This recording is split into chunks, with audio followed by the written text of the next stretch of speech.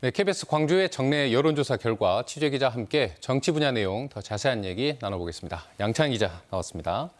일단 눈에 띄는 건 이낙연 전 민주당 대표의 정치 행보에 대한 여론입니다. 이재명 현 대표 체제에 협조할 것이냐 아니면 견제해야 하느냐 이런 것들을 좀 물었는데 방점은 협조에 찍혀 있는 거죠. 네, 앞서 리포트에서 보신 것처럼 이재명 체제에 힘을 보태야 한다는 응답이 44.7%로 지도부에 비판적인 목소리를 내야 한다는 응답의 3배에 달했습니다. 아예 정치에 거리를 두고 활동을 자제해야 한다는 응답도 18%에 이른 점을 보면 이낙연 전 대표가 현 대표 체제와 대립각을 세우고 독자적인 행보를 보이는 것을 그다지 반기지 않는 분위기가 감지되고 있습니다. 어쨌든 이낙연 전 대표 입장에선 정치적 기반인 광주와 전남에서조차 이 독자적 정치 행보에 대한 지지가 크지 않다. 이렇게 해석을 할 수 있는 거지 않습니까? 네, 44.7%라는 숫자의 의미를 좀 자세히 들여다봐야 할 것 같습니다. 두 가지 해석이 모두 가능할 것 같은데요. 일단 민주당이 돈봉투 사건 그리고 코인 논란 등 여러 문제를 겪고 있는 위기 상황에서 현 지도부 체제를 흔들어서는 안 된다는 여론이 있는 것으로 보입니다. 집에 불이 났으면 불난 집에 부채질을 할 것이 아니라 불부터 끄고 봐야 한다. 이런 뜻이겠죠. 두 번째는 이낙연 전 대표가 호남의 민심을 얻을 만한 모습을 아직까지는 보여주지 못하고 있다는 그런 해석이 가능해 보입니다. 귀국일이 지난달 24일이고 이 여론조사가 진행된 시점이 이달 9일과 10일입니다. 약 2주 정도 기간이 있었는데 그동안 이낙연 전 대표가 5.18 민주묘지도 방문했고요. 또 봉하마을도 찾았지만요. 앞으로 어떤 행보를 보일지 방향성을 확실히 제시하지는 않고 있습니다. 여론조사를 통해서 응답자가 어떤 속내를 갖고 있는지까지 확인하기는 어렵지만 이 44.7%라는 숫자가 이낙연 전 대표 입장에서는 기대 이하인 것에는 분명합니다. 어쨌든 총리까지 지낸 여전히 유력한 대권 주자인 이낙연 전 대표에 대한 평가가 이렇다는 것은 한편으로는 호남 대표 정치인으로서의 위상이 흔들리고 있다. 이렇게도 볼 수 있는 거 아닙니까? 네, 이낙연 전 대표가 지난 대선 때 이재명 대표와 치열하게 경선을 벌였잖아요. 그런데 호남 민심이 이낙연 전 대표를 아직까지 여전히 이재명의 대체자로 인식하고 있는지는 이번 조사 결과를 보면 의문이 좀 듭니다. 귀국해서 이제 존재감을 어느 정도 드러냈는데 리포트에서 보셨듯이 이낙연 개인 지지도는 크게 달라지지 않고 있거든요.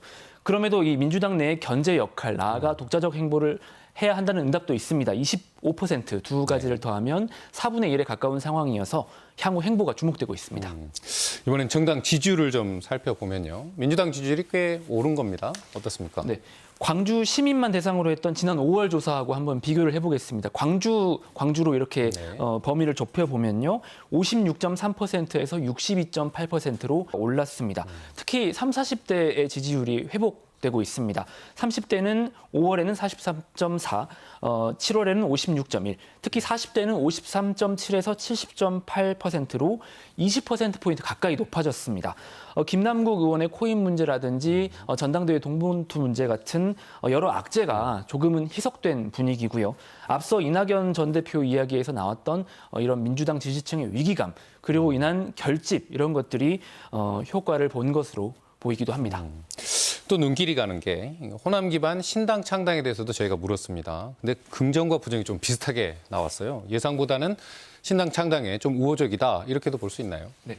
특히 40대 미만 그러니까 18세에서 39세까지는 절반 이상이 신당에 긍정적이었습니다.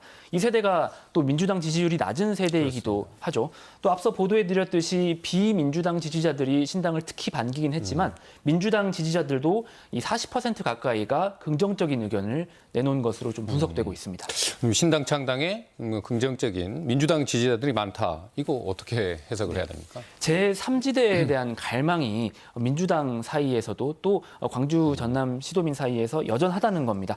민주당 지지율이 올라가긴 했지만 이게 어떤 민주당에 대한 강한 긍정이나 적극적인 지지다 이렇게 해석하기는 어렵다는 걸 이 자료를 통해서도 알 수 있겠죠. 다만 신당 창당이 아직까지 어떤 대안으로 인식된다거나 그 파급 효과가 크다거나 하는 그런 분위기는 아니잖아요. 그래서 신당에 어떤 인물이 합류하는지 또 신당끼리의 합종 연행은 어떻게 되는지가 관건으로 보입니다. 마지막으로 이 강기정 시장 또 김영록 지사의 직무수행 평가도 좀 살펴보는데 두 단체장 모두 떨어졌습니다. 이유 뭐라고 봐야 될까요? 낙폭이 크지는 않습니다. 다만 강기정 광주시장의 경우에는 저희가 1월 달에 첫 정례 여론조사를 한 뒤에 약간의 차이는 있지만 하락세를 좀 보이고 있는데 민선 8기 1년을 지나면서 그동안에 지적됐던 소통 문제가 여전히 좀 의문부호로 남아있다는 점이 아킬레스건으로 좀 지적이 되고 있고요.